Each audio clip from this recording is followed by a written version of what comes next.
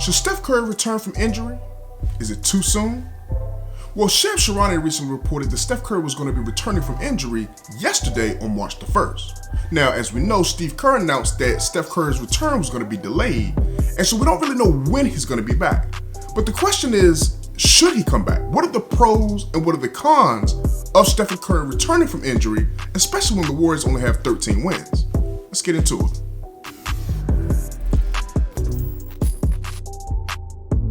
Welcome back to Journey of a Ballaholic, the best talk show for basketball addicts. I'm your host, General Hannibal X. Now, if you're new on this channel, you're going to be getting my passionate and unfiltered opinion on the hottest NBA and college basketball topics. Now, before we get into this video, hit that like button, smash that subscribe, but also make sure you tap that notification bell so that you'll be updated whenever I drop new videos, which is every Monday and Friday at 6 p.m. Eastern Standard Time.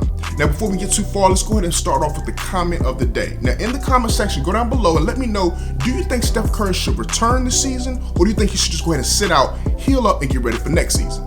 Now, also, make sure that you stick around to the end of this video because I'm going to give you the pros and the cons, and then I'm also going to let you know, in my opinion, what I think Steph Curry should do, and also what I think he's going to do. Okay, let's go ahead and start off with the pros. What are the pros as far as why Steph Curry should come back, or would even consider coming back when the Golden State Warriors are in a position where they've got 13 wins? They got the worst record in the entire NBA, and it's only 21 games left in the season. So I think the most obvious reason is just the love for the game. Like, you gotta understand, these players who made it to the NBA, this is their life. You know how the saying, ball is life? Ball really is life for these NBA players.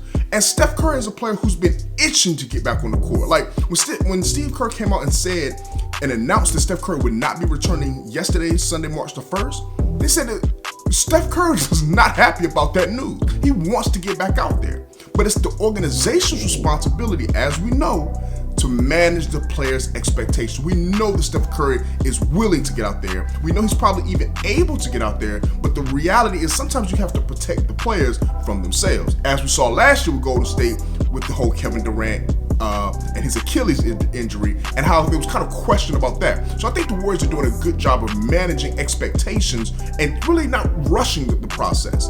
But once again, the love for the game. That's the number one reason why Steph Curry should come back.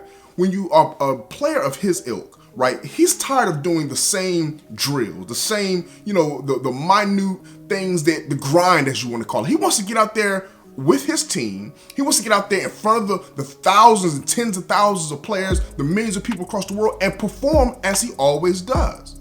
So that's one of the biggest reasons why he would want to come back. And I think from a fan standpoint, we all would love to see him back. Here's another reason why I think he should come back, right? Think about this. The Golden State Warriors in a situation where they only have 13 wins, as we understand, but this is a young team, right? Klay Thompson's out, Kevin Durant, Iguodala, they're gone. Draymond Green is still there, and he's trying to keep his composure from getting texts every other day.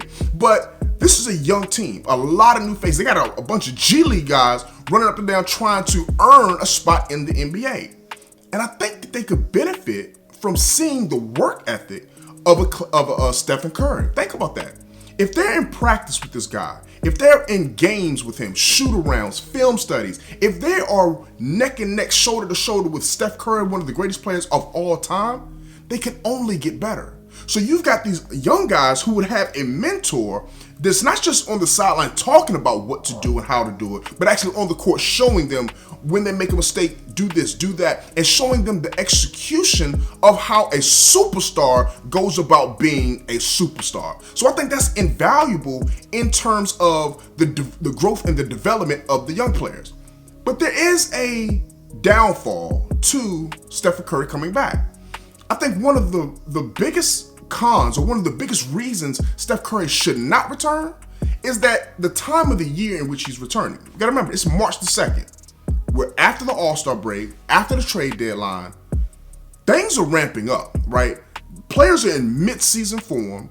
Players are competing to the almost in some nights on a playoff level, some nights, right? Players are ready and they're in these battles for playoff seeding. So the game speed, the physicality of the game at this point of the season, that's far in advance and ahead of the path and the trajectory of where Stephen Curry is in his season. You gotta remember, Steph Curry is basically almost like in training camp mode right now, right? In preseason mode right now, exhibition season. He's not in mid-season form. So the game is gonna be a little faster, much more physical than it would be if he was starting at the beginning of the season in October. So I think that right there, from a physicality standpoint, and the risk not to re-injure his hand, because the doctors are saying that with this injury, it's more so pain management and pain tolerance, because it's more of a numbness that he feels in his hand from nerve damage, whereas they're not really worried about him re-injuring his hand. However, as we know, other injuries can happen when you're out there banging, jumping, running, cutting, and playing physical contact basketball. So that's really the biggest, and really, in my opinion, the only reason why he shouldn't return. But I think there's more positives that outweigh the negatives. Think about this. The Warriors just made a big-time trade for Andrew Wiggins. Andrew Wiggins is going to be a key part of their future. You want to start integrating him in winning basketball. Remember I was talking about the young players, the G League players, and the guys trying to earn their way into the NBA, a spot on a team? Andrew Wiggins is going to be a part of the Golden State Warriors core as they move forward. So you want to integrate him into winning Golden State basketball. You can't do that when you're losing every game that you're playing. You can't do that when you're getting blown out, when you're playing with nothing but a bunch of G Leaguers. So you want to be able to see, how does Andrew Wiggins fit next to Steph Curry? How does their games mesh? Because it's easy to go out there and put up 20 points, put up 25 points, and do that when you don't have the best player on your team there. But how do you fit next to Stephen Curry? That's something they have to see. And you can only really truly judge that by on the court execution in game scenarios. So I think that when you look at the positives of the love of the game, getting back out there, getting those competitive juices going, when you think about the reality of Stephen Curry wanting to raise the level of competitiveness, raise the level of execution and understanding of the game and the nuances for the young guys, but also getting that chemistry and continuity with his newly acquired number 4 man in Andrew Wiggins, I think that the positives may outweigh the negative.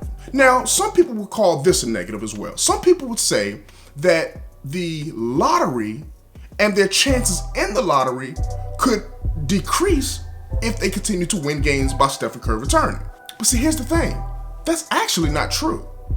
Remember, last year was the first year where they started the new lottery system, where just because you have the lowest or the worst record does not guarantee you to get the number 1 pick, as the New York Knicks unfortunately found out while they ended up being the 3rd pick and not wound up getting the prized possession, Zion Williamson. So in this draft, the Golden State Warriors are going to have a top 3 pick based on them having the worst record right now. So worst case scenario, they'll drop to 3.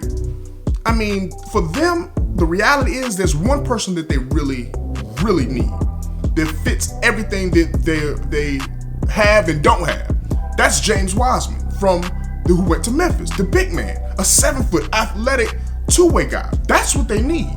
Now, if they can get the number 1 pick, that's great. You go ahead and take them. If not, you have to wheel and deal. But the point is, you're going to get a good pick. So even if you win some games, they're not going to lose their chances of getting a top 3 pick. That's just not going to happen. I mean, they're a little too far behind for them to have to worry about risking that. So at the end of the day, I think that Steph Curry will return, and I think that they set the date possibly for this Thursday. It's going to be a doubleheader on TNT. They're going to be going up against the reigning champion, Toronto Raptors. It'll be Steph Curry's first chance of getting to see them. So I think he'll return that day. I think today, as a matter of fact, he was practicing with the G League squad, and so just trying to get his feet back under him. But like I said, playing against G League players is not what the NBA game is. And even though when he joins his NBA team, he'll be having G League players around him. So it'll be interesting to see Steph Curry back. I can't wait. I'm gonna be honest with you. I cannot wait to see the babyface assassin back on the floor. So listen, if you like this video, please go ahead and make sure you hit that like button, subscribe. Also, take a look at this video here. I got a video here that I think you're gonna love, and also I got a playlist here that I know you're gonna love this content that I've got for you. If you like what you've been seeing, make sure you hit that subscribe button and also tap that notification bell. Until next time, peace.